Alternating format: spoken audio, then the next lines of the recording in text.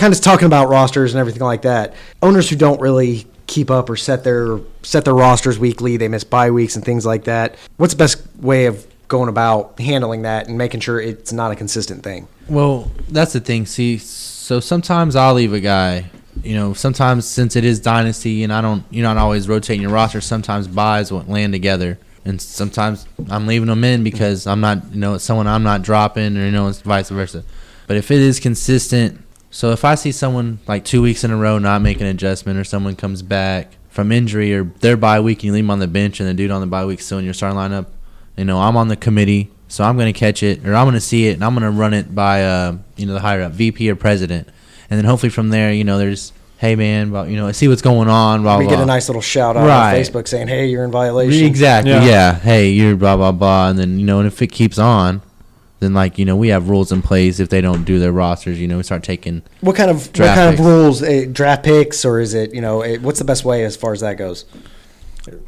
The first time is a warning. I think usually a warning. Yeah, we issue the warning, and then we go after draft picks out, your later rounds, and then after a while, if you're consistent, I think we will take your first round. Yeah, it keeps up. We have somebody who just stops showing up to meetings and doesn't set his lineups, constantly complaining and things like that. What do you do as far as an owner like that? Do you want to suspend him? Do you want to kick him out? How's that process work? There's two things that are basically that I try to. When I was president, what I try to do is I lost a couple owners during the. You're going to lose some.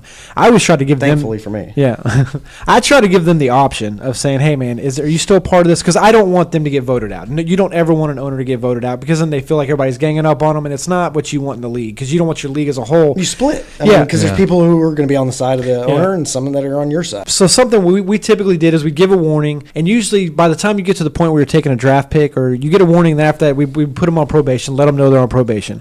And probation is almost like dynasty purgatory.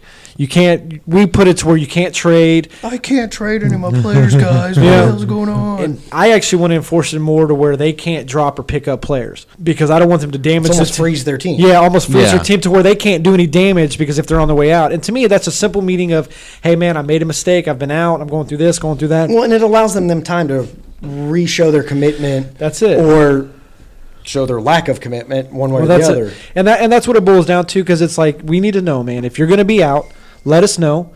And if you're going to be out at the end of this year, whatever, because then we can have the president take over the team, and basically, the vice president. And what we have established there is the fact that if they do drop out, that one of the officers will take over the team, and they'll basically, in the bylaws, it states that they'll start the roster based off of the highest projected points by, whatever the body is, ESPN, Yahoo, NFL.com, whichever one is going to do that. I mean, I think it goes back to communication. That's it. If you're going to be like, hey, I got something going on, about just let the president, commish, somebody, officer, however you running your league know, hey, I'm not going to be managing my roster, emergency, or whatever you got going on, because that way you don't got to worry about people freaking out and disciplining you. Well, with Dynasty on your rosters, that kind of one thing we do in our league is we have IR and practice squads. In a redraft league, you don't really have to stay on top of the injury. You can just let guys go, not have to worry about it. Not so much in Dynasty. How did y'all go about putting those in place in the league, as far as deciding how many spots, and when did y'all do that, and how did y'all do that?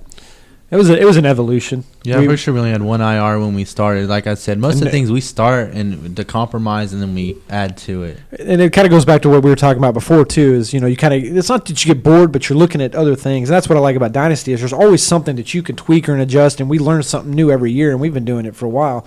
But yeah, we started out with one IR. The practice squads was a nice twist. I think some people call them different names. Taxi squads. Yeah, it's different name, but that's along those terms. And then we went to the second IR, because you have Dynasty players and you don't want to drop them, especially you make an investment. Look, we'll use David Johnson from this year as a prime example of injured. You don't want him taking up a bench spot all year that you could replace him with. Well, and same thing on a practice squad. I drafted Zay Jones this year. He played. He was okay. A lot of people expected big things from him early. Me, not so much, but I think he's got potential. It's a good place for your practice squad. Guys that you want to have on your team 2-3 years into their career, but aren't going to contribute right away, it really makes a difference in when you're drafting rookies. Not so much in a redraft league, especially because we have the the position limit. So yeah, we got roster space, but you can only have 5 running backs, max. So I mean, that's why IR. Like, you don't want to be dropping David Johnson because you want to pick someone Well, else. and especially with IDP as well, because IDP takes up more roster spots. And do you want to carry 2 extra linebackers, or do you going to save that space for a running back? Where's your value at, Just depends. And that's what's great about Dynasty is the intricacies that you get into, because there's so many little strategies that you go into it. Like obviously, like Chad said, I've got 7 running backs. I was technically over the limit at the end of the year, but they were on IR on the practice squad. But now we're in our off season, so the rosters are expanded to where I'm gonna have to make cuts. We just like in the NFL, we have to cut down to a certain amount of the roster, and it has to fall within that. That was something we established in the bylaws as well. Basically, the bylaws are our governing body. They establish everything, and if you're out of compliance or you're outside of what you're supposed to be doing, And do y'all update those routinely, or is it pretty set? Or Well, it depends. If we're making rule changes, then we have to change it in the bylaws. So as long as we're not making a rule change, the bylaws should be up to date with our rules.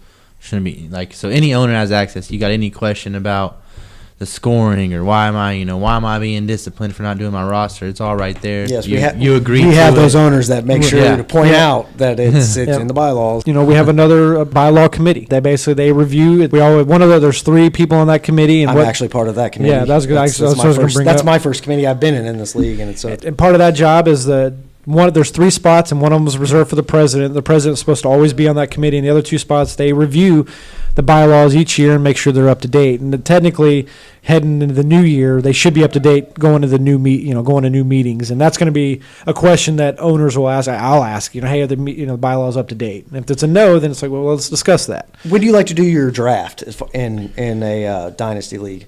Ours Because in a regular redraft league, you do it right before the season starts, a couple weeks, and it's done. How does a dynasty work? We wait till after the NFL draft. Ours is the first week in July. Training camp starting and all that. We have our draft. That way, you can draft because we have to make cuts. That way we can watch. You watch your preseason, evaluate the players you drafted, and see who you're going to keep. Because, we're pretty close. We're not NFL owners, but we're owners of our teams. And With that, you have cut days, you have trade deadlines. Cut day is the Wednesday before the first Thursday game of the regular season. In English, please. It's the Wednesday before the first Thursday night game of the regular season. So basically the start of the season. Start of the season, yeah. We did it. It's actually midnight, but there's a lot of trades and all that. Actually, that's what we love too about Dynasty. A lot of you guys know that you can trade draft picks. There's so much trading that happens on draft day. I actually just got a little adrenaline rush because it's so cool. I thought you were going somewhere 6 to else. midnight. I know, right? 6 to midnight. Right, that's it, baby.